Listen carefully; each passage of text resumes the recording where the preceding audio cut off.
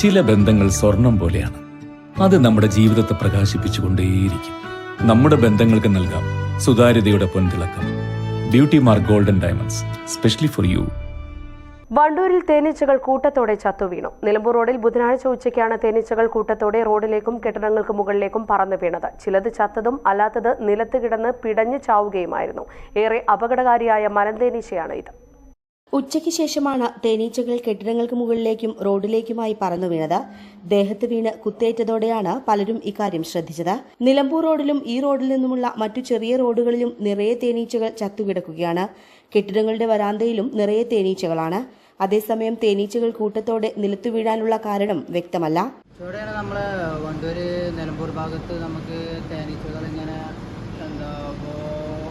പകുതി ജീവയിലാണ് അവരിപ്പോ നിലത്ത് പടഞ്ഞ് കിടക്കാനുള്ളത്. അതായത് നമുക്ക് കാരണം എന്താണെന്നറിയില്ല, ചിലപ്പോൾ ക്ലൈമറ്റിൻ്റെ പ്രശ്നം എന്തെങ്കിലും ആൾക്കാരാണ്. പക്ഷെ എന്നാലും ഇങ്ങനെ പറയുമ്പോൾ ജസ്റ്റ് ഒന്നിങ്ങനെ അറിയിച്ചു തന്നെയുള്ളൂ. നമ്മൾ അപ്പോൾ കാലാവസ്ഥയുടെ പ്രശ്നം തന്നെ അയക്കാറും. കാരണം ഒരുപാട് തേനീച്ചകളുണ്ട്. ഇപ്പോൾ ഒന്നോ രണ്ടോ തേനീച്ചകളല്ല, കൂട്ടത്തോടെയാണ്. ഇപ്പോൾ നമ്മുടെ ഷോപ്പിന് മുന്നിലാണെങ്കിലും ആകെ നിലത്ത് കൂടെ ആകെ പടഞ്ഞിങ്ങനെ കിടക്കാണ് കാണുന്നത്. മേഖലയിൽ കുറച്ചു ദിവസമായി കനത്ത ചൂട് തുടരുകയാണ്. ഇതാണ് കാരണമെന്ന നിഗമനത്തിലാണ് നാട്ടുകാർ.